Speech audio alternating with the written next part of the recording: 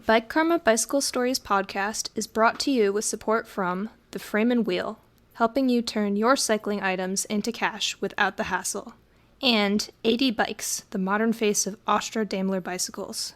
Become bike, become AD Bikes.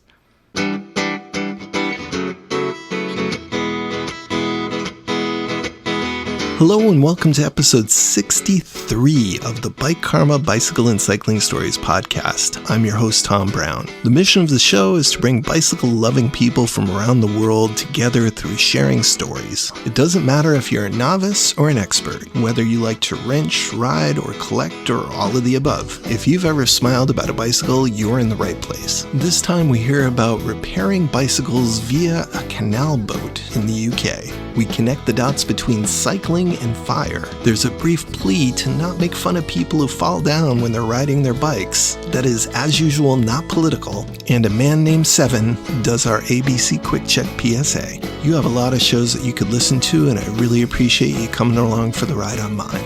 Let's roll out.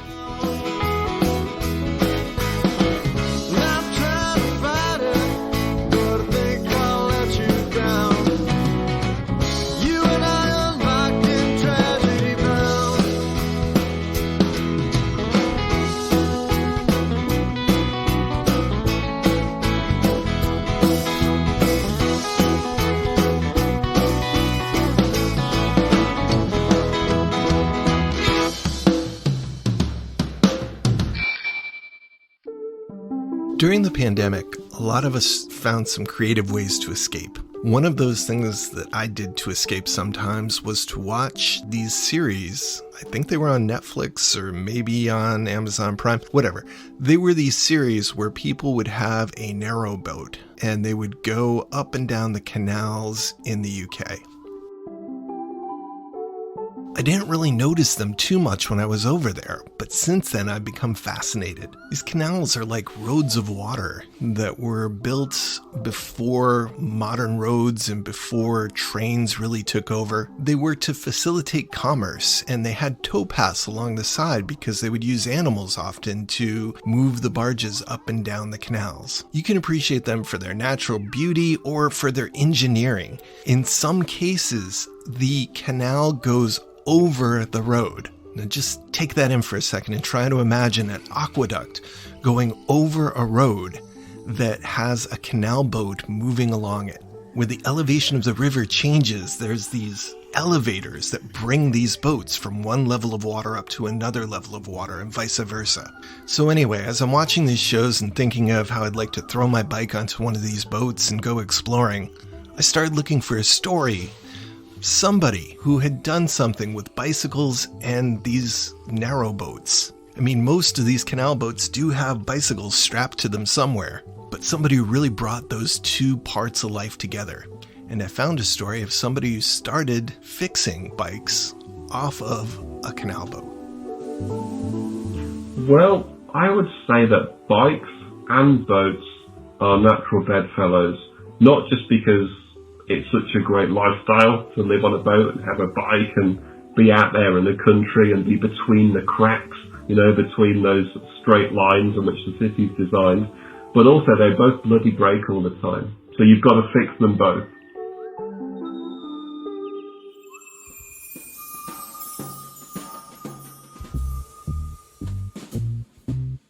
Hello, my name's Sean Lally. I'm director at Cycle Systems Online. I'm from Manchester in the United Kingdom. Once upon a time, I've travelled around quite a lot. I've lived in lots of places, cycled in lots of places, and I'm now incredibly lucky to live in the beautiful capital city of Switzerland, which is Bern. Well, one of the kind of funny cycling stories I've got, it's nothing too out there really, but it is in a sense that my 4-year-old imagination has been crystallized into reality. So I'm from a cycling family. So my dad cycled, my grandparents cycled, my parents' friends cycled, and we're in cycling clubs and bike racing clubs. I've just grown up with it forever. And there's always pictures of cycling and books about cycling. And I remember being really, really young. So before I even moved to Manchester where I grew up. I was in a town called St Helens in Lancashire for the first 5 years of my life. And I remember my dad showing me a magazine or a book with these black and white photographs of the Tour de France. He said, look at this, son, this is the Tour de France. This is the biggest bike race in the world. And they ride all around France. And the 4-year-old Sean thought it was completely unsupported adventure. So I imagined that these people would set off from one place in France and ride around the whole thing on their own. You know, sleeping in hedges. And, you know, when you're little, you just have this imagination. Now, of course, when the tour came on TV with Phil and Paul, and like everyone in the 80s, I got to see what it really was all about. And it was very different to my imagination. But now we're speaking in 2021, and adventure racing has just become a thing. So this idea I had in my head, which I was quite disappointed wasn't reality, really has become a thing. So maybe my magical reality had to create it somewhere. Well, I've done adventure touring by myself when I was a bit younger, but of late it's been with the family. So I'm married to Julia, who is a co-director at Cycle Systems, and I've got a son who is now 14, and we've done, you know, quite a lot of holidays together. In New Zealand, when my son was 9, so that would have been 2016-17, we went over to New Zealand for about 3 months, and we, rather than hire stuff, we just bought bikes and camping equipment and things. So in Auckland, capital city, there's these kind of groovy bike recycling places like you find everywhere that'll sell you a bike and then buy it back off you at the end. Okay, we're not the only people that do this. So we bought old cross bikes, old mountain bikes and camping stuff, and we just set off in search of adventure. And we found it. Often when you are looking at something, especially on the other side of the world, and you're looking at the map routes and you're looking at the promo videos, and don't they make it look great? You know, so there's one ride we did called the Timber Trail, which is in the middle of the North Island. It's kind of almost rainforests, you know, these sort of wild, fern-filled forests, which are just full of nature. They're just real primary forest stuff, proper wilderness. And there aren't any animals in New Zealand that'll kill you, but the land can definitely do for you. And it was quite a shock from coming from England, where really, yeah, you could get exposure up on Dartmoor or something, or in the Lake District, but by and large, if you get into trouble, there's a pub around the corner. You know, there's a train station or a housing estate, there's kind of civilization. And what we found out in New Zealand is we were right out there on the Timber Trail, and we're just massively, massively underestimated the elevation, the distance, the rough terrain. We were on what were really quite shitty bikes, because we weren't going to buy super expensive bikes in their second hand and steel and heavy and yada yada. And what appeared to be a flat section on the climb was actually up, down, up, down, up, down, up, down, just not a huge amount of elevation each time. So rather than having one mountain to climb, it was mental, and we ended up, I think we got to the campsite around about 8 o'clock at night. We'd expected we'd arrive mid-afternoon. So you imagine with a 9-year-old, my wife wasn't a regular cyclist, she was kind of a city cyclist. We were just absolutely wiped, and we had a car as well. You see, we bought an old banger car, and the idea was we'd do this supposedly easy route, then I'd cycle back to the first campsite, pick up the car and gear, and set up the camp.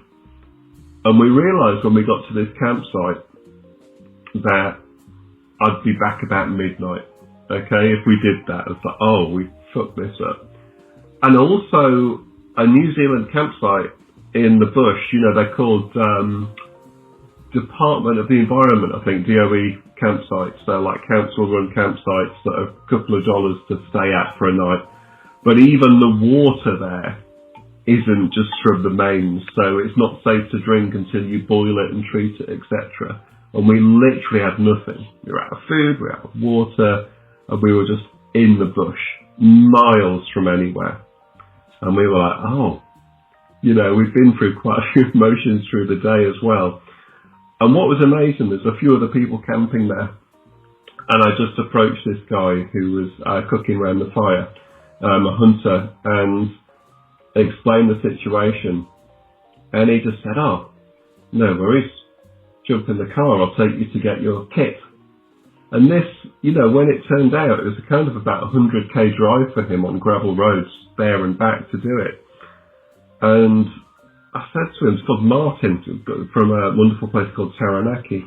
And I said to Martin, it's pretty amazing that you just dropped cooking your dinner over the fire and just came to help out these complete strangers. And Martin said, yeah, well, it's the hunter's code. And he says, we're out in the bush, deep in the bush, quite a lot. And these things happen. People have accidents, people make mistakes, and they end up in trouble. So the hunter's code is you always help people, no matter what, because the next person that might need help is you. And for us, that really represented New Zealand. That was pretty much the second week we got there. And we just had these kind of experiences again and again and again that Kiwis were incredibly practical. So Martin had been out hunting, and I think he'd got himself a wild boar and he was cooking it up. Incredibly helpful, incredibly friendly, and very welcoming. So yeah, the people probably won't kill you, the animals won't kill you, but the land certainly could.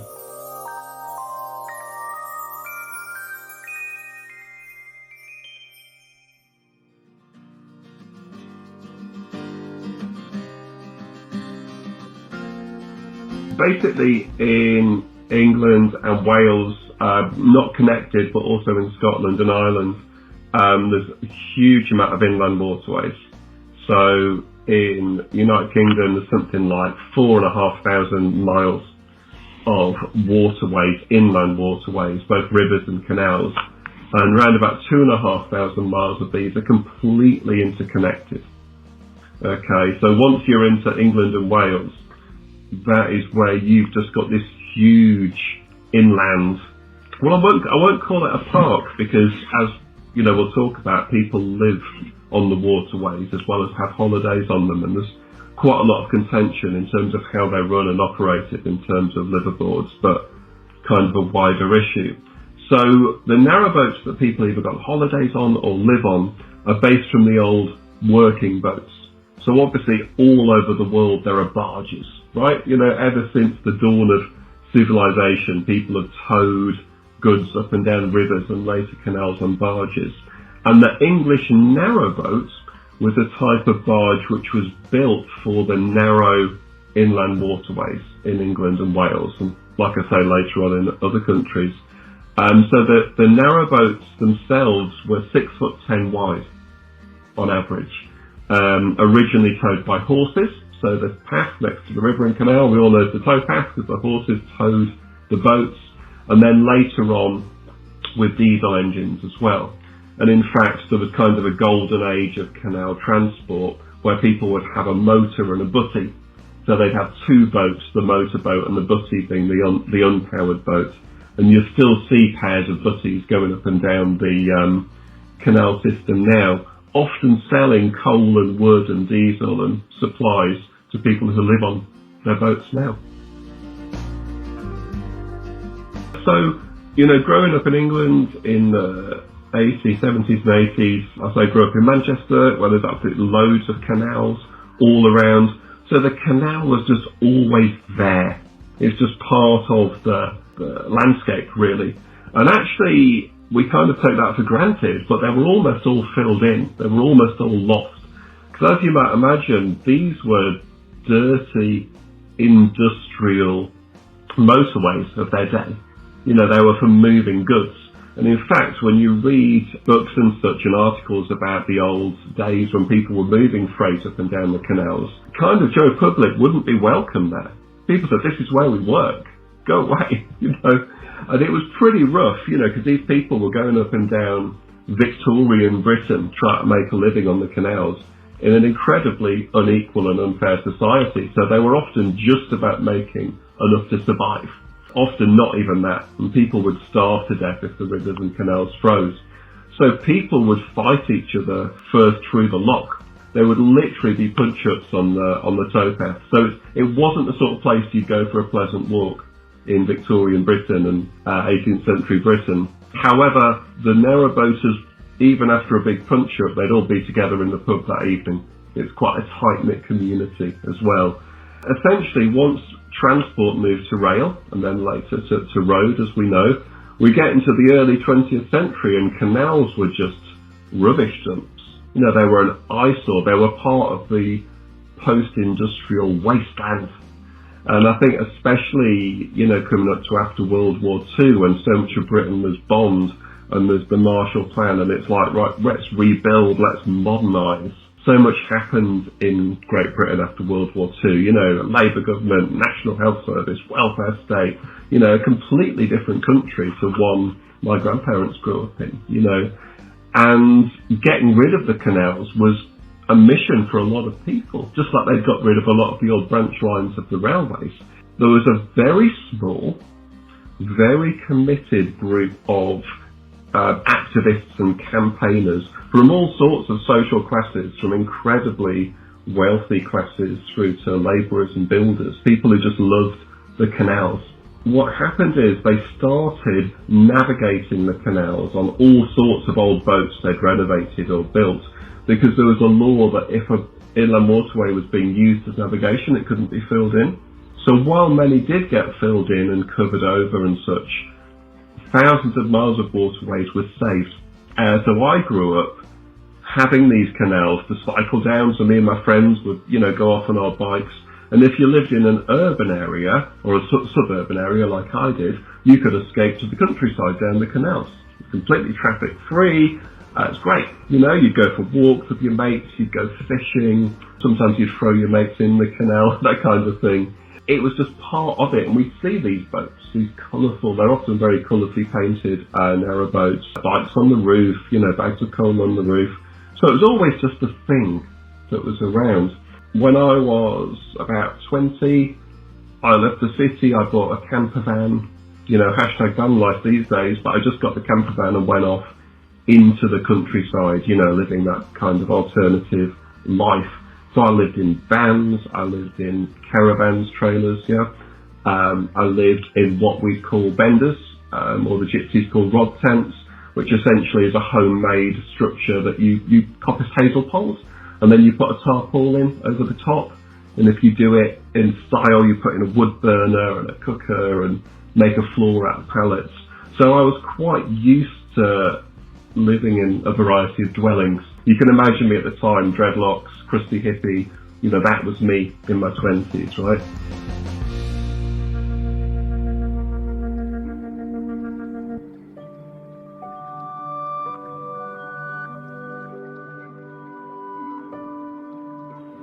So with the narrowboat, my wife and I, when we got married in 2002, we had the opportunity to move to London. I've been in the countryside for years, and Julia was a playwright and director as well for theatre, and she got the opportunity to write and direct a professional play in London, which is really exciting, you know, doesn't come up very often, but we were like, how the hell are we going to afford to live in London, right? You know, very expensive even back then. And we realised that the narrowboats was the way to do it. And in fact, lots of our hippie friends had already got narrowboats because they're incredibly affordable.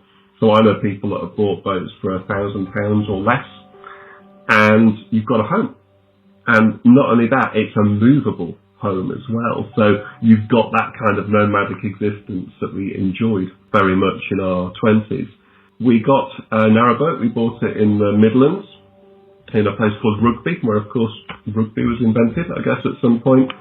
And we cruised on down the Grand Union Canal to London. Now, there was internet in 2002, but it was kind of, you go to the internet cafe to do your emails. You know, you go and email your mum or something on your Hotmail account. There was no mobile internet then. You bought a guidebook. You know, there were these red guidebooks that you bought that would tell you the navigation and where to go and where the dangerous weirs were and where the good pubs were, that kind of thing. And a friend of mine, James, who I'm still friends with, James Dyke, he had been on the boats for a good few years at this time, and he said, look, I'll come on that cruise, I'll show you the ropes. And it was kind of exciting to just set off like that, so it's a completely new experience. A friend of ours helped us come up there from Devon, and we got to this basin in Rugby, and he said, isn't it peaceful? Because it's kind of a world apart, the inland waterways, and you're normally away from the roads and the hustle and bustle. So that was the first impressions. And we found that it was, but it had a life of its own. So James, like myself, is a musician. I play traditional Irish music. My wife does. James does. That's what we do. And we were cruising down the canal on the very first day that we'd lived on a boat. We've had this amazing boat called William. And we were cruising down the canal.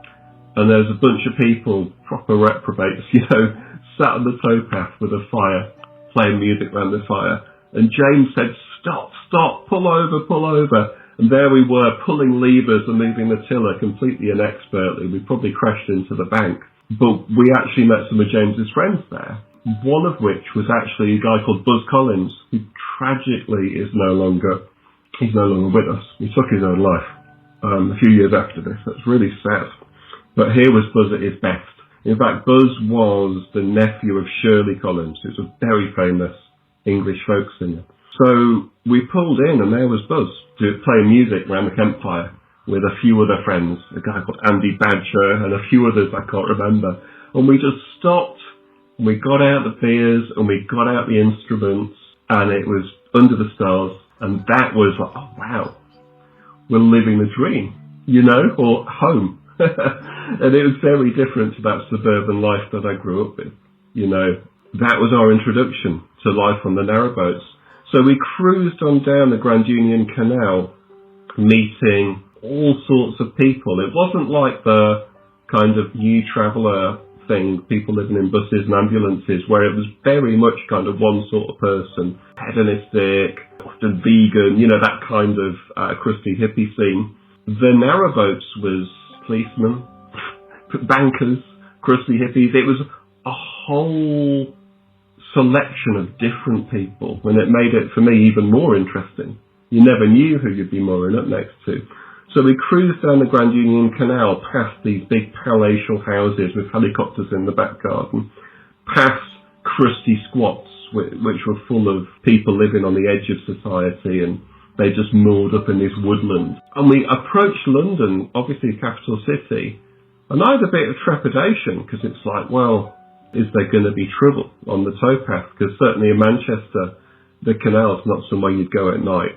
No way. Not back then. I think it's a little bit different now with the city centre being gentrified to a degree. But as we approach London, if you were driving there like any big city, if you drive to London, the roads just get busier and busier and busier, and it gets more crazy. But going into London and the Grand Union Canal, because a lot of the holiday boaters are also a bit intimidated to go into the city, it gets quieter and quieter and quieter.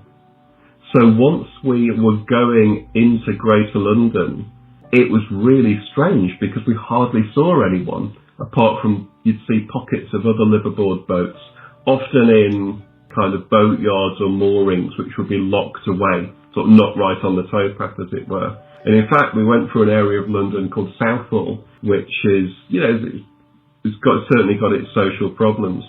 And in fact, it's where one of my great aunties lived, and my mum used to spend a huge amount of her summer holidays at this house that backs onto the canal in Southall. And there was a funny story of my great uncle George, who was great at many things, but not at boat building. And one summer when my mum stayed with them, he actually built a boat in the back garden. And at the end of the summer holidays, that got all the neighbours round, and George put his boat in the canal, and it promptly sank. So never even had a maiden voyage. So we got into London, and really we hardly saw anyone until bang, we were in Notting Hill, which I guess everyone's heard of because of the film, quite a posh area, but also a really cool multicultural area. That's why they have the Notting Hill Carnival, famous Caribbean, celebration of culture in August. So it was just amazing to enter into London and to go there.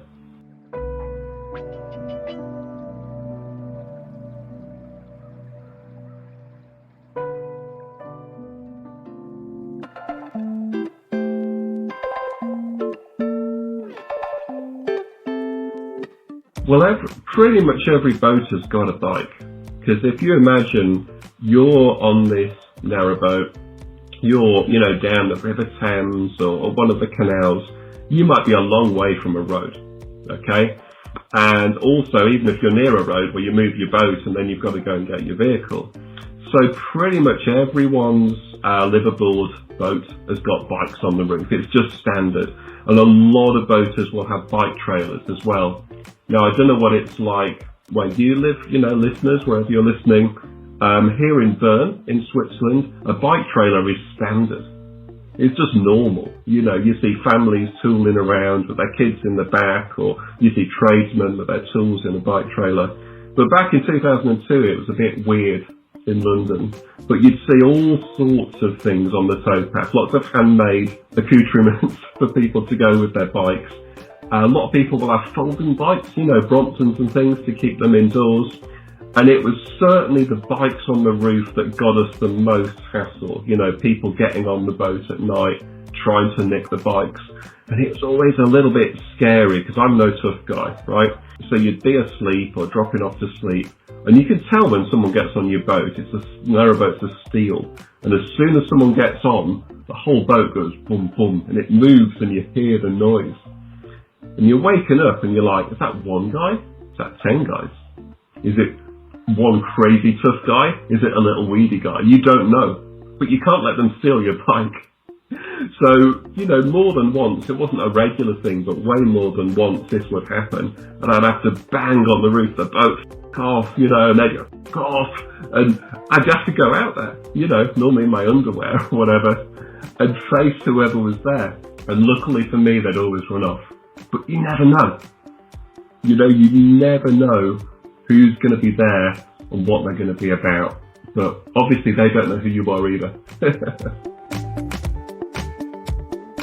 The canal is essentially a road of water. You've got enough for 2 narrowboats to pass each other, plus a little bit more sometimes. And then there's a towpath along the side. The towpath is perfect for bicycles, or sometimes isn't. Sometimes it isn't perfect for bicycles, but sometimes it is. Yeah, obviously, with there being so many thousands of miles of canals, there is quite a variety. So there are wider gauge canals, narrow gauge canals. There are canals which are really just canalised rivers, and they're quite river-like. There will be weirs dropping off into rivers, which make it river-like. But yeah, if you imagine it's like a hidden world. It's a complete parallel hidden world away from the world of automobile-dominated Mr. Stork bullshit, for want of a better word. It really is a kind of fairyland in a good sense, and it dips in and out of the urban areas. And so you've got this very narrow ribbon of water, which, like you say, could be, 13, 14 feet across. And sometimes it can be very entertaining passing boats coming the other way. Sometimes it's so narrow, both boats have to shimmy round each other. You both have to move one way and the other way together. You've got 2 skilled skippers, that can happen. But narrowboating is a contact sport, so the boats do bash into each other and such as well. And then the towpath, which is normally the width of a horse, will be going up alongside the canal. And the bridges that went over the canal are often really low. So it'd be an archway. They're often very beautiful and picturesque. And if you're walking or indeed cycling under the bridge, if you don't duck, you can bash your head. And in fact, I remember when I was living in Manchester, this is when I was kind of like I wasn't a mad keen sports cyclist at the time. I just used my bike for knocking around. I was about 19 or 20. And I remember a friend of mine, let's call him Mark, not his real name, but Mark used to really, really like psychedelic drugs, right? So what Mark used to do is he'd go out with his mates on their mountain bikes in Manchester, and they'd take loads of magic mushrooms, that was his favourite thing. And they'd have as many torches, like mag lights and things, as they could tape onto their bikes, because this was before the time of these amazing mountain bike night riding lights. So there's many bag lights as they could get on their bikes, and they'd cycle off down the canal at night, and there's no street lights or anything. And he said to me, he goes, Sean, it's amazing, because it's like I'm a disembodied head flying That's how he experienced it. And he described to me, one day this morning I saw him and he had a completely shaved head, this guy. And it was all cut up and there's all these sort of wounds on his head. And he said, yeah, I was cycling along at speed and I didn't see the bridge. And his head just scraped along the bridge, which can be quite long.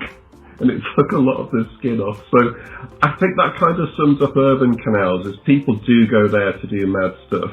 And that can be part of the entertainment, or sometimes not so entertaining if you're living there as well. And then in a practical sense, you moor up your boat, and to get into the town, you could either walk or you could pop the bike off the top of your boat and go to the pub or go grocery shopping or whatever. Yeah, definitely. So you can always moor in towns, because obviously most towns want people to stop. They want people to come in and spend money and such. But sometimes town moorings aren't the best, depending on where you are. Pretty much always they're okay. And in fact, in certain areas of London, what they used to do on the visitor moorings, I've no idea if they still do, because I'm so many years out of it, but there would be gates on the towpath, and after dark, the council would come and lock the gates, so the boaters would have a bit of peace. And also, and I think this was the priority for the council, is the people, the rich Islingtonites and Camdenites that lived in these big houses whose back gardens overlook the towpath. They wouldn't have people climbing in to rob them from the towpath. Okay, so you're starting a business from the boat dealing with cycling. Yeah. Well, there's a little story sort of preceding that as well. So, like I said, I'm from a cycling family, always rode bikes, certainly as a narrowboater, using bikes, using trailers and such. And I wasn't working in the bike trade until we first got the boats, and I was kind of like, well, I want to do something different. Down in Devon and Cornwall, I've been working in horticulture, and I could do you a whole podcast all about permaculture and forest farming and agroforestry and, you know, all that kind of thing, but we're not on that trip today. And I thought, okay, well, what am I going to do in London, right? What am I going to do that's different? So I decided to train as a bike mechanic. So I did a level 2 City and Guilds course as a bike mechanic, and as I was setting off, I got the train to the training centre. I pulled an old bike out of a skip, an old British Eagle touring bike, and I took that to the training course. So through each unit we did hubs and brakes and gears and all the rest of it, like we do at Cycle Systems Academy now, and I refurbished this bike completely. You know, resprayed the frame and did it, built new wheels for it. And then at the end of the course, I bought a load of tools from the training centre and I put them on the back of the bike and got the train back and then rode along the towpath. And in fact, that was when the boat was in Reading, which is in between Oxford and London.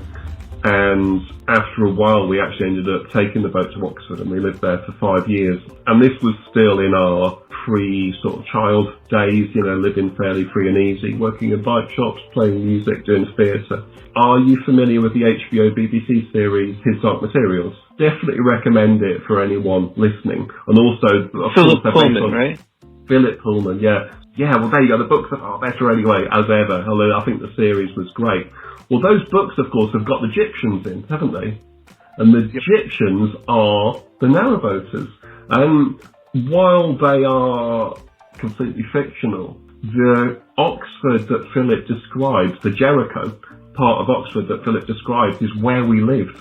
So we took our boat and we lived in Jericho, and we were Egyptians in that part of Oxford. Fantastic videos on YouTube called The Battle of the Egyptians, which was a part of a campaign we were part of, because British Waterways at the time, who were the government Quango, which means like quasi-autonomous body, who ran the waterways, at the time were just asset stripping. They were just selling everything off to developers, you know, for a quick buck. They sold off the very last working boatyard in Jericho. And in fact, this boatyard is in these books. You know, it's like Lara plays there, I think, in the first book. So it was much beloved for the local community, and they didn't want these luxury apartments built there. What we did as narrowboaters is we occupied it. We just squatted it, and we got cranes in to crane boats out onto the boatyard so developers can't come in and build it. And it ended up with this really dramatic eviction, which is on the YouTube videos, the Battle of Egyptians. And if you're eagle-eyed, you can see me playing the uilleann pipes. That's my instrument, the Irish pipes. You can see me playing the Irish pipes on those. So we kind of lived this life, which was all fun and games. And I was working in bike shops at the time. And I worked at a bike shop called the Oxford Cycle Workshop, that's no longer with us, which was a kind of community-based place. One of the things they did there is they did the Bike Doctor, which is a business model which seems to be really common worldwide now, but I've not seen it before. And it's when the bike mechanic visits the workplace. So we take our 8x8, Mike Burrow's 8x8 freight bikes, to big employers in Oxford, which was mostly the colleges, right? And we fix bikes on site, and that's quite a nice business. It's the most profitable part of the co-op. So when my wife got pregnant, and we were like, oh, you know, we've lived this kind of penniless hippie life for years, and it's been fine. But now we're responsible for another being. And maybe it would be a bit irresponsible to carry on with the way we've been. So we decided to kind of get real and get careers, but I don't think we were that employable in terms of the capitalist system, right? You know, big holes in the CV, you could say. So essentially we decided to move to London, where the streets are paved with gold, and set up our own business. I said, look, I'm just going to nick this idea from the Oxford Cycle Workshop and do it in London. So the great thing about living on the boat is that we could literally untie the ropes and cruise on down the River Thames. And the River Thames, obviously people know it because it goes through London, but it goes all the way from Gloucestershire right through to Lechlade, its navigable head, all the way down to, of course, the sea in Kent. And we've got to know the Thames intimately over the years. I could have told you every pub, every mooring spot. I even ran a floating music festival on the River Thames for a few years for traditional Irish music, but that, as they say, is another story. So we cruised on down the river, and I didn't want to leave Oxford. I loved it. It's a great city. And I might have shed a little tear as we cruised underneath the Oxford Ring Road as we officially left the city with our son, who was 6 months old at the time, in a little car seat tied on the roof of the boat. And the bikes. We got to London, and I remember pulling up in London, and we had a dog on the boat as well. And we pulled up in Islington in London. And this London geezer walked past, and he saw me on the narrowboat, on the tiller. He's like, look at that geezer. He's got everything. He's got the woman, he's got the baby, he's got the boat, he's even got the dog.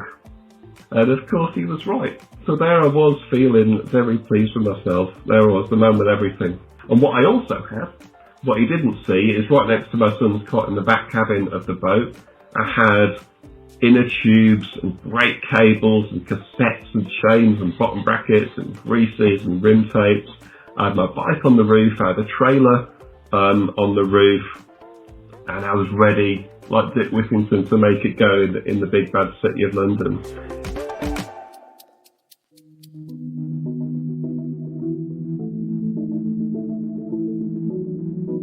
We just put our best foot forward.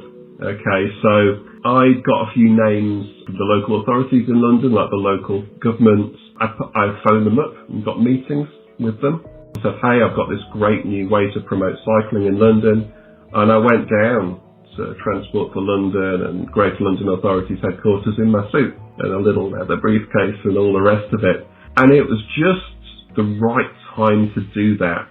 We had an amazing mayor called Ken Livingstone, who was mayor of London for 8 years, who'd actually run the Greater London Authority back in the 80s as well. He had decided to have an inner circle of 3, all of whom were from the Green Party. And his deputy mayor was a woman called Jenny Jones, who is quite an amazing politician, really. And what Jenny Jones said to Ken Livingstone was, do you want to say billions in transport infrastructure? And Ken was like, oh, yes, please. And she said, well, spend millions on cycling. So this was the start, really, of cycling being taken seriously in London, and then, of course, extending throughout the rest of Britain. It was a place where safe cycling infrastructure was just starting to be built, We had, extra taxes on cars, so low emission zones and congestion charges. Driving was being discouraged, cycling was being encouraged. And big employers, of course there are many, many, many in Greater London, big employers were being encouraged so that they were having their transport plans written with the local authorities in mind. How are your employees going to get to work? We'd like them to cycle. Will you put showers in at the workplace? Will you have a salary sacrifice scheme to help people buy bikes? The central government had this scheme where you could buy bikes from your salary each month. But what none of them had was a mechanic on site. So I would go to these people and say, well, look, what everyone needs is a bike doctor. And we're the best people at doing it. So we created a market for ourselves. We created this market. And we were having contracts all around London. We were fixing the bikes for the police, fixing bikes for the ambulance service, fixing bikes at law firms and train stations all over London. I now had a team, within 6 months I had a team of mechanics, all going around on these big green freight bikes because it was all ethical and new age and completely bike based. It was mental, and it was just getting into the capitalist world really. And it was the time of The Wire, right? The great HBO series The Wire, which I still think is the greatest TV show ever made. And running a business in London is like The Wire, but without the guns. But it really did feel like that. It was competitive, it was hard, it was pressured. And we kind of thrived, we enjoyed that, but it was pretty exhausting as well. After a few years of doing bike doctors, we decided to open a mechanic training academy in London initially. We opened that, we got venture capital investment for that, we got incredible support from the bike industry, like breathtaking support. People like Trek, like SRAM, like Specialized, Brompton, Peshley, Campagnolo, incredible support. And in fact, SRAM remains, a really valuable training partner for us and sponsor. We opened this training academy and we noticed that these students were coming from all over the UK. So when we decided to leave that crazy city life behind and move back to Devon, and in fact move off the boats after 12 years on the boats, we moved our academy down to Devon in England as well, where it's still based. So Cycle Systems Academy, which is based on Dartmoor, a national park in southwest England, is a place where you can do government-approved engineering qualifications in bike mechanics. We love it. It's really a great fun course or courses to do. I guess like everyone, we've got our own podcast, so Cycle Systems Academy podcast, you can tune in. We've been appearing on lots of other people's podcasts, like the Bike Shop Show and all sorts of others. And after a while, we realised there was a lot of people who wanted our education but couldn't come to the UK, especially at the moment, right? Although we have had quite a lot of international students. So we've launched Cycle Systems Online, which is just cyclesystemsonline.com. And it's a series of online courses which we've actually been building over years. Some of the content's video, some of the content's PDF, some of the content's photographic slideshow. And we put a tremendous amount of care and love into curating this journey of learning bike mechanics. And it starts at the complete beginner. So while Cycle Systems Academy is about training professionals, you can start at any level, but that's what we're doing. The Cycle Systems Online is really aimed at the moment anyone who speaks English, it's all in the English language for now, who wants to learn how to look after their bike. So if you want to get into no fear gears, no mistakes brakes, no swearing bearings, no big deal wheels, we got the courses for you. So that's the kind of sales pitch. But I hope you can gather from listening to the interview that, making good money has never been a driving focus. We want to make a comfortable living. We want to have a security as much as you can in today's world. But we're just passionate about bikes. We just love it. And the great thing, I was lead instructor at Academy for a long time. I'm not now because we live in Switzerland and the Academy's in the UK. That'd be a big commute. But I often said to people it was the best job in the world. Because I love people, I love talking, as you can probably tell. So I really enjoyed delivering the lessons and sharing my knowledge and skills and experience. But what was amazing is most of the people who trained with us were coming from other backgrounds. So people from the military, people from the city, people from other trades, people coming out of life's difficulties, as well, physical illness, mental illness and such, wanting to rebuild. We would literally be helping people live their dreams. I've always wanted to run a bike hire company in the south of France. I've always wanted to have a bike mechanic studio or bike fit studio in my garage. And of course, lots of these people now have gone on to do just that. So it's a really satisfying, heartfelt family, the Cycle Systems family, because everyone that trains with us is part of our family for sure. So that's the vibe of Cycle Systems. That's what you're joining when you join us, either on social media or in person. So we've got Cycle Systems Online, which you can join us on Facebook. That's where everything happens in terms of announcements and new things, etc. And also a community, so you can ask questions and share your problems and get them answered. So that's just Facebook.com/Cycle Systems Online. That should be really easy to find with any sort of search. cyclesystemsonline.com is where you go on and you see all of the courses are available, get signed up.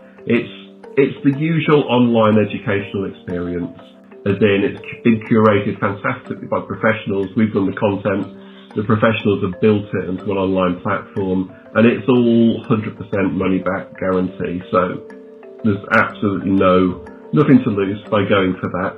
If you're interested in the hands-on academy, you can go to cycle-systems.co.uk, and that's all about training as a professional bike mechanic within the UK. Obviously, with travel restrictions, that isn't for everyone at the moment.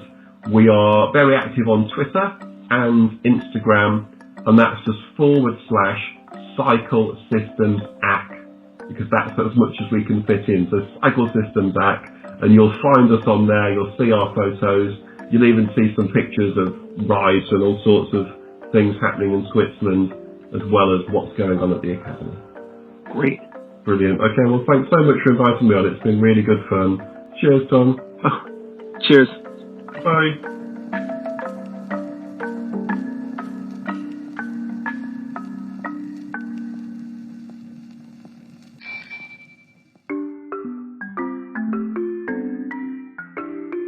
Hello. This is Seven from sunny California, and I run the Sprocket Bike Marketplace app. I'm here to give you your ABC quick check. So the first thing I want you to do is squeeze those tires and see how firm they feel. Then pump them up anyway. I've broken the kneecap over this. There is no reason you should have the same happen to you. Next, check those brakes. Squeeze on the brake levers and push the bike forward. Then squeeze on them again and push it backwards. Make sure there's no funny business going on there. C. Check the chain, the crank, cogs, basically the whole drivetrain, and make sure everything is in full working order.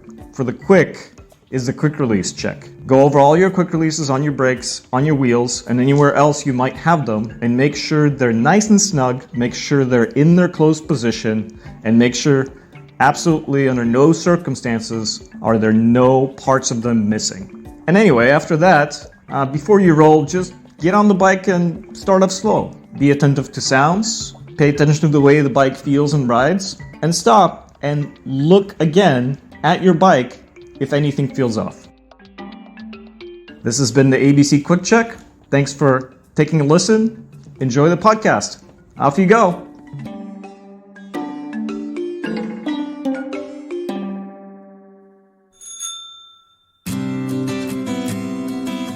It's time for the mid-roll gratitudes, where we stop to give thanks to people who've helped out. For following on Podbean, we have J. Bjork Klund 3, thank you very much, and Rich Hill 414. Thanks very much for following. Anywhere that you follow the show, whether it be YouTube, on social media, on Instagram or Facebook or anywhere, it really helps the show to raise up a little bit in the search results. So thank you very much for anybody who's followed us anywhere. Thanks also to Mountain Bike Dave in Montana for leaving us a nice review on iTunes. I want to give a special shout out to all the people who came to the Weathersfield Bicycle Festival and Swap Meet. That was awesome and an amazing day. I really appreciate a lot of the people who came and talked to me about the podcast and how they like listening to it. That was really humbling, and thank you very much. And especially within that group, Wilson Hoyer had a book that you're going to hear about in the future called Yeah, I Had a Garden Bike. And that's going to be a future segment on the show. So thank you, everybody who came to that. I want to thank everybody who's requested and responsibly placed stickers around the world.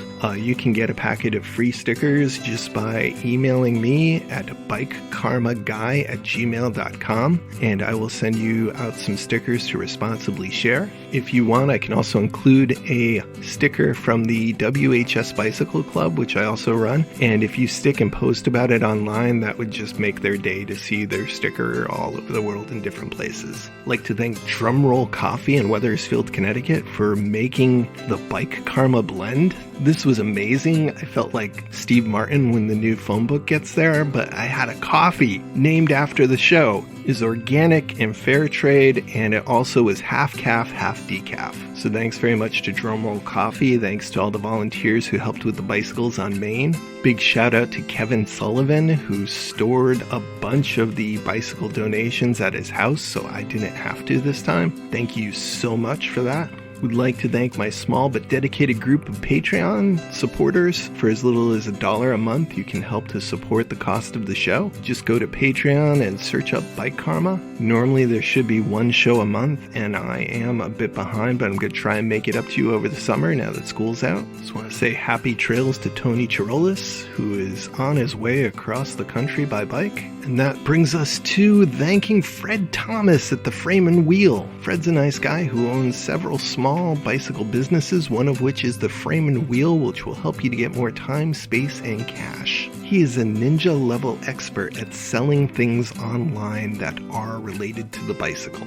He photographs it for you, sets the prices correctly, knows the market, knows how to navigate all those crazy little rules and regs on eBay, knows how to pack and ship like a boss, knows how to deal with difficult people who are difficult people, and does all that so you don't have to. So if you have a bicycle or parts or accessories and periodically you think, hey, I'm going to sell them myself, well, you haven't yet. And if for a second you just think, maybe I never will, why not just use the Frame and Wheel? Turn those things you aren't using into more time, space, and cash, and get them back out there where people will be loving them again. Fred has many options, such as putting it towards a charity that you care for, or perhaps putting it towards a purchase of a new AD bike, a company he also runs. You can check out all those different options on theframeandwheel.com. Now back to the show.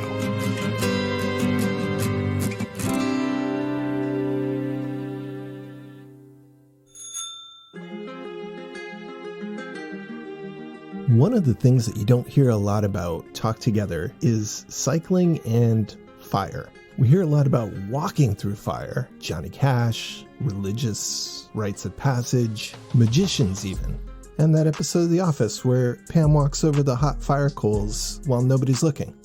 I mean, you're probably even now thinking of like, are my tires rated to roll over certain temperatures? I mean, the tarmac in some places in the world does get quite hot. Perhaps you're struggling to think of any scenario where cycling and fire would overlap. Well, at least one place where that's happened is Iowa. And that's what our next story is about. So I looked behind me to see if we needed to stop, and I saw we had most of the group with us, all the bike headlights lighting up gravel road in the night. So we turned right, and I saw smoke billowing up to the left of the road. And at first I thought it was just someone having a little campfire or a garbage fire, but the smoke kept extending. And as we went over the next hill, I could just see the whole left side of the road bright orange and lit up. And I slowed down a little because I wanted to make sure, is the farm on fire? Is the road on fire? It's not something you normally see on a Monday night gravel ride. Did you feel like there was any danger? No, I'm pretty good at gravel riding. Oh, you mean the fire? The fire, yeah. Oh.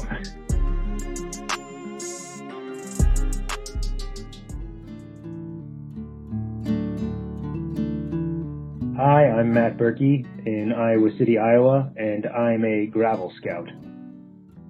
So the Gravel Scouts is a community group ride project.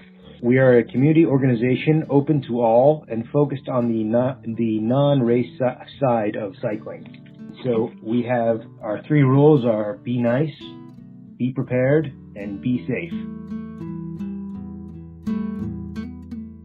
So we have a ride every Monday night, 6:30 from a local bike shop, World of Bikes, do 20 to 30 miles, and we have a volunteer lead and a volunteer sweep. They keep everyone on the route, keep everyone together, and we stop 2 or 3 times just to make sure everyone's there. We don't drop anyone or leave anyone behind. We're very lucky here in Iowa City and Johnson County that you can ride your own adventure, that there's plenty of gravel roads easily accessible all around. I live less than a mile from a gravel road if I want to get out there and start grinding. So a typical route there isn't one. It's a mix of pavement, a mix of gravel, sometimes grass, sometimes B roads. And it's always kind of an adventure and a surprise. You never know what you're going to see, especially as you go through the year, through the whole farming process here in Iowa. And do you want to just dispel the myth that Iowa is flat while we're on it? Flat, I guess, is pretty relative. The eastern half of Iowa where I live isn't completely flat. We did a weekend ride that was 50 miles and over 3,000 feet of climbing. So there's no like really long steep climbs. It's all kind of punchy rolling hills. So there's never a descent long enough to fully recover.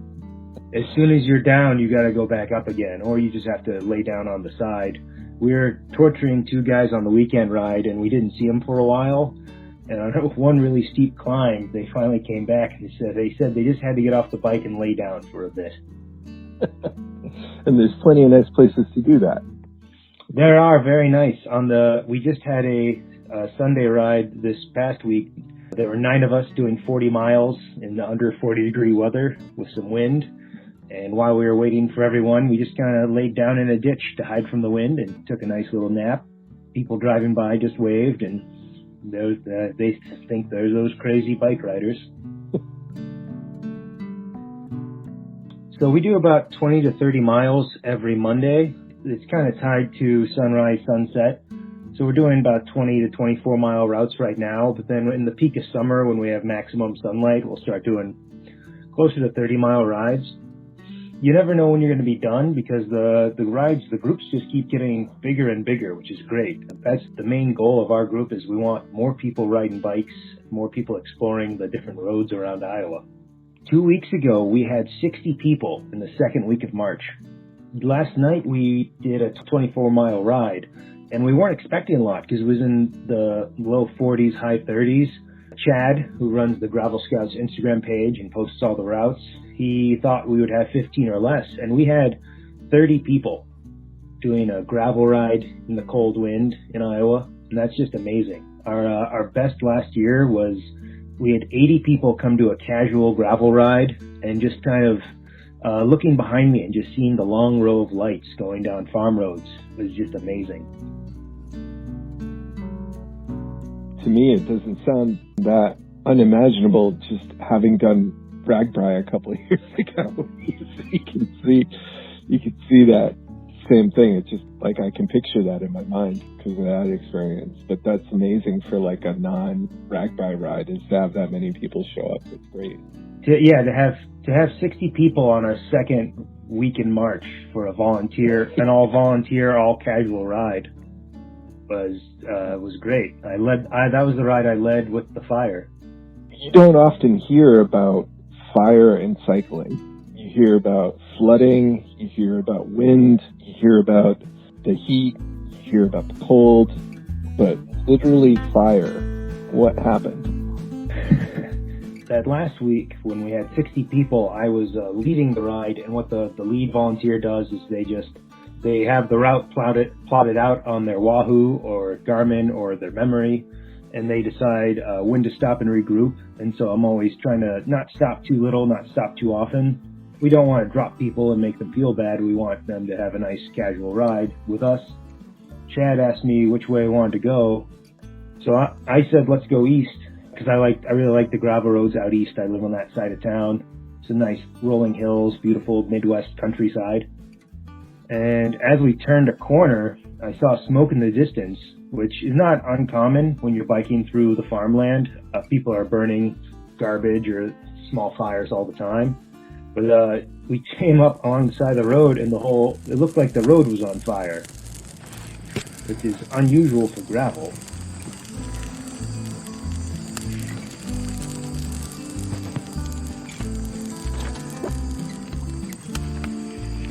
What we came across was just a ditch burning, which you see in the spring and fall from time to time. Do they burn ditches out there in Connecticut? I've never been. No, they don't. So the locals, I wasn't ready for that answer. So the locals just kind of burn ditches because it removes any accumulated vegetation, helps recycle nutrients into the soil, and just helps with irrigation between the road, the ditch, and their farmland. And so the whole ditch, not the whole ditch, but a very long portion of it was just on fire. And we were rolling through there, and it wasn't planned or anything. It just kind of a very funny happenstance that we were going that way. And the wind was kind of blowing into us as we were rolling along, and I got my phone out, and a lot of others did. A few of the riders, much better photographers than I am, got off and got pictures and videos of people riding through. But yeah, you're just riding along on a casual gravel road with a fire to your left, smoke billowing in your eyes. And not a usual Monday night gravel experience, but that's why you never know what you're going to get when you go out and explore the farm roads. You took one of my favorite excuses for not going biking is sitting in the backyard with a fire going, and you combined it with the moving motion of a gravel ride. I did take both of those. You can't do everything well. I took a picky bar out of my pocket and tried to roast it like a marshmallow. Just slightly warm. It wasn't any better than just a regular picky bar. But yeah, I had that nice kind of campfire smoke feeling and smell the whole rest of the ride, mixed with a nice coating of gravel dust.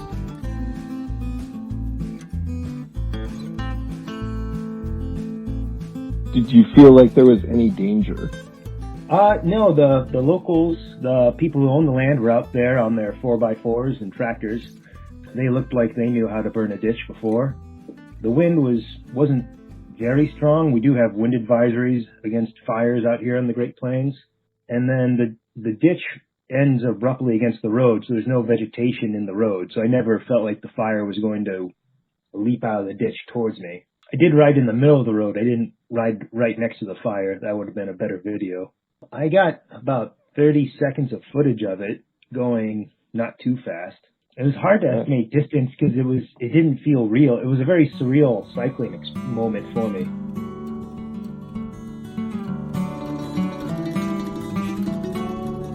I've done a lot of gravel rides with this group. I've touched almost every gravel road in the county now, but that was a brand new experience for me. And then just having biking by that fire up close, and like you, I enjoy a nice campfire.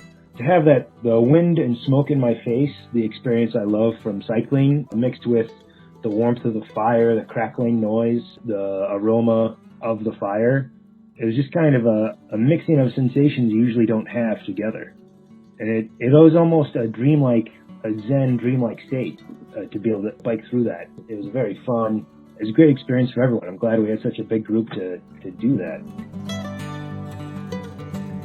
I would be hard-pressed to find an area near me that would burn ditches as a normal matter of course. So, I mean, Iowa's looking like it might be the destination place to go to for such things if you want to bike and have the ditch burning. You have to have the right time of year, so it's either spring or fall. The wind has to be just right. But I did write down in my notebook the Flaming Ditch Gran Fondo. I'll get you a ticket if I can get this off the ground. Cool. Yeah, I'll bring a press pass.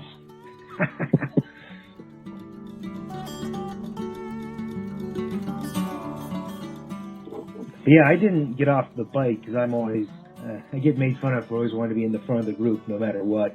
So that's why I volunteer to lead the rides, because I'm already up there. It's hard for me to take it easy sometimes. But yeah, I'm glad some of the folks got off the bikes and got great footage and great photos of it. Definitely a unique adventure that day. So that's not the weirdest thing that's happened? There was another Gravel Scout ride where they were going around a corner and all of a sudden the road was filled with baby goats, filled with kids that had escaped their pen. A local youth came up on his 4x4 and explained that the baby goats were on the loose and running rampant like fugitives, and the Gravel Scouts helped corral them back to their pen. What did you call that segment afterwards? I should have named it Baby Goat Corner, but there's already plenty of segments out there. I haven't thought of a segment better than there already are out there. The heartwarming one, I was leading a ride last summer, and there was 60 to 70 of us on the ride. We passed a farmhouse early on in the front group, and then people kept coming, and I was looking for the sweep. The sweep is our volunteer that they keep the back of the group together, make sure no one gets lost or left behind. And so I hadn't heard from them in a few minutes, so I started to bike back towards the where we came from. As I was biking back, I saw an older couple standing in their driveway, and just started chatting them up. You always, when you're biking the gravel roads out here in Iowa, you just wave at everyone. I'm sure you wave at people as you're biking around. Yep. Yeah. So you give the farmer wave. I'm a waver. Yeah. Yeah. You give a nod or a finger wave and get it back. And this older couple, Mike and Jenny, they said they were sitting in the living room and they saw a few bikes bike by. And then they saw 10 bikes, and they went outside, and they said they saw over 60, and they'd never seen so many bicycles at once. And they told me it was one of the most exciting Mondays they'd had in a long time. I took that opportunity to do outreach and talk to people and talk about cycling, and they told us if I was ever in the area, I could stop by for water or camp out in their yard. Yeah, the people when you're touring through Iowa are really welcoming and hospitable, and they kind of get it.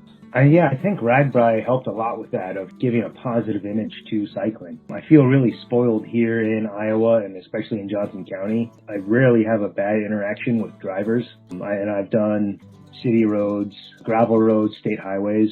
Pretty much everyone always gives me plenty of room. They're always waving, slowing down, and of course there are still accidents, there are still bad passes. I like to count the wins more than I count the close calls.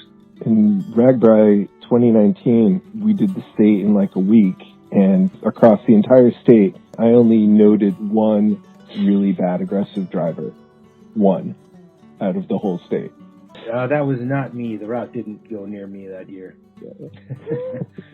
Right, RAGBRAI is another one of those kind of surreal bike experiences. And yeah, I was in the middle of it one day, and I looked to the left and to the right, front and back, and went, there's 1,000 of us just riding along a road right now like it's completely normal, and it's amazing. That's the magic of it. Yeah. And then just having the small towns. I love being from the Midwest, and I love small towns in the Midwest, and just having them all be excited when you show up. Yeah, I mean, Iowa's great for cycling, and it's not just for RAGBRAI, the 1 week of the year for RAGBRAI. You're an ambassador of types? So I'm a Bike Iowa City ambassador. This is our first year with the program, so far I'm doing a great job, I guess. But just trying to promote Iowa, not just RAGBRAI, but as a cycling destination. So I bike commute pretty much 12 months a year, through the snow, through the heat in the summer, through the rain. It's a little crazy. And sometimes when it's so cold in winter and I'll drive, I'll see someone else out biking. So I know there's people that are more hardcore than me. But we have bike events from the spring through the fall. We have different gravel races. We have different road criteriums. We have Grand Fondos all the time. In Bike Iowa City, we're putting on a new type of adventure race called Core 4. And that's for the 4 different types of roads you'll do on the race. So it'll be pavement, gravel, B roads, and single track. Are you familiar with B roads out in Connecticut? No. What would you designate as a B road? So B roads they're not kept up as well. So they're they're even taken care of less than a gravel road. They're usually dirt and mud and sometimes just grass grown over. A B road can be anywhere between fun to treacherous, depending on the weather. If it's been raining a while, the B roads are all mud, and I did one where I sunk in so deep I couldn't spin the wheels. I had to hike out with my cleats filled with mud. But yeah, B roads are typically a dirt road, mostly used by farmers. So there's tractor tracks. The B roads we did yesterday, there were horse hoof tracks in them. So they're just old farm roads that the signs say enter at your own caution, which kind of adds a nice thrilling part of adventure to any new people we bring on Monday Night Gravel. So, and if you want to explore any of those gravel roads or those B roads, our cycling club, the Gravel Scouts, all of our routes are published on ridewithgps.com. Just search Gravel Scouts, and anytime you're in Johnson County, you can have an adventure from 20 miles to 100 miles. So we'll post weekend rides, kind of just based on the weather and how tired, if we're not tired from other riding. If somebody would like to see the pretty cool pictures of you guys riding through fire, or maybe they want to learn more about your club, where would they go to find out all that? All the Gravel Scouts information is on their Instagram page, which is run by Chad. And just shout out to Chad. He's a great guy. He runs the Gravel Scouts social media pages. He knows every road in the county like the back of his hand. He makes every route. So that's just Instagram.com/the Gravel Scouts. There you can find a link to our Ride with GPS page. You can get every possible route through the county you can think of. You can look up me and the other bike ambassadors at bikeiowacity.com, and you can follow me on Instagram at Matt Burkey, or my Twitter at MR_Burkey. And we have photos of us rolling through the fire on our socials there. And I'll send some to you to post on your socials with this episode. One more plug. So for the Bike Iowa City, we designed a bike jersey. And by we, I mean, I contacted a friend of mine, Ophelia, who's a graphic designer. I always thought a topographic map, topographic lines would make a really cool bike jersey design. And I'd worked on a jersey like that with Ophelia before, and we did the one this year with Bike Iowa City. So I helped in picking the color red for the pockets, and that's it. Ophelia did all the work, and those bike jerseys are available through bikeiowacity.com and Primal's website through April 5th, if you'd like to pre-order a Bike Iowa City jersey. Probably would look great on Ragbri. All right. Thank you very much for sharing with us. Thank you. Thanks for having me. Please contact me or us here if you ever want to talk about biking in Iowa or graveling in Iowa.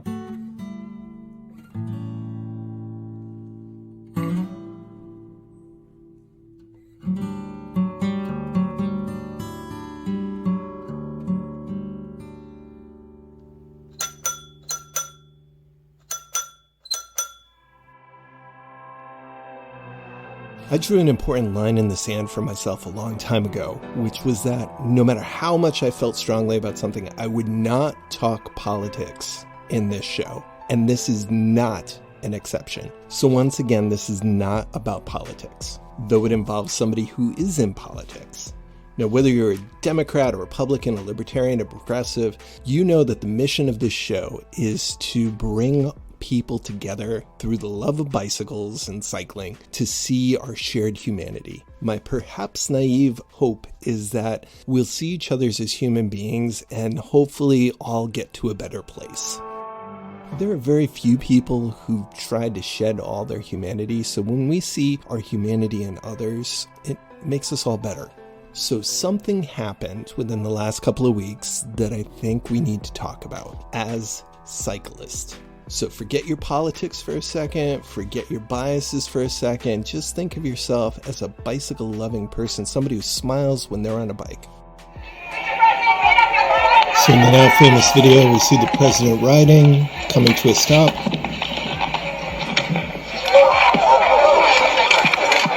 And then he falls over.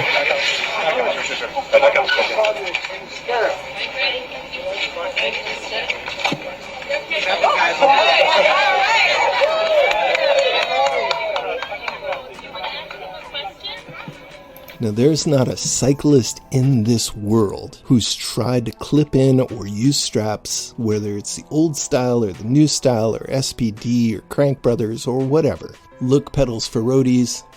Everyone who's tried them has fallen down. So you may disagree with the man on his politics, and that's fine, but as a cyclist, you need to defend him as a cyclist.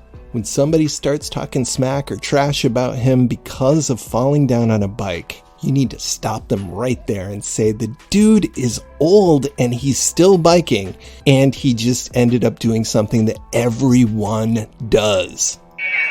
Any of you guys ride bikes?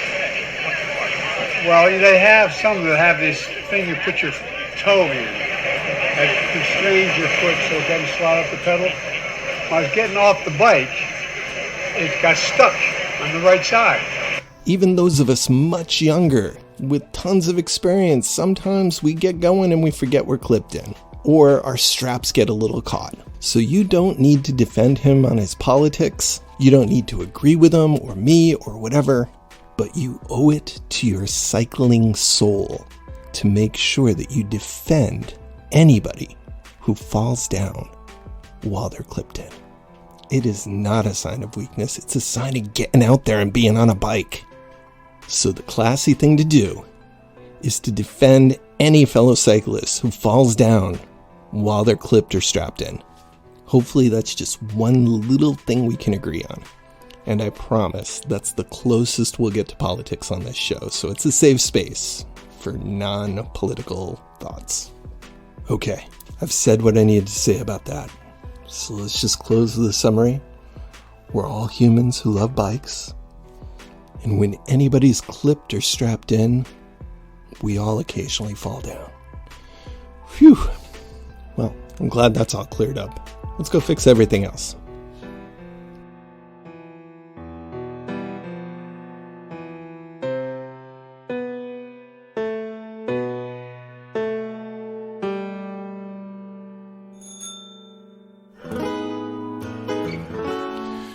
Well, we've gotten to the end of another ride on the Bike Karma Bicycle and Cycling Stories podcast. Thanks for coming along. I'd like to thank, as always, Keller Glass and the band Mobjack for our opening and closing theme music. You can check them out at mobjackmusic.com or anywhere fine music is purveyed. All the other music used on the show is royalty-free, and we appreciate those artists as well. Thank you. Thank you to our guests, Sean Lally, Matt Burkey, and the Gravel Scouts, and of course Seven from the Sprocket App. If you have any comments or suggestions, or perhaps have a story that you might think would go well on the show, or perhaps you have a business that might be a good pairing for the show as well for advertising, you can contact me at bikekarmaguy@gmail.com. That's bikekarmaguy@gmail.com. You can also use that email address if you'd like to become part of our free sticker army, our responsible sticker army. The Bike Karma podcast and all of our logos and symbols and social media are all the intellectual property of Thomas Brown. All rights, including copyright and trademark, are asserted and reserved. That, of course, does not include the music or the short snippets that were used in the presidential segment. Well, folks, I know that this episode was a long time coming out, and I appreciate your patience. It doesn't mean I've run out of stuff, it just means I ran out of time and energy. But I'm back and recharged, and hopefully going to make it up to you over the summer. The not-so-annual comedy episode is in the works, as well as a definite episode for both July and August in addition to this one. Even though it's July, let's call this the June one. Anyway, till next time, keep it wheeled. There's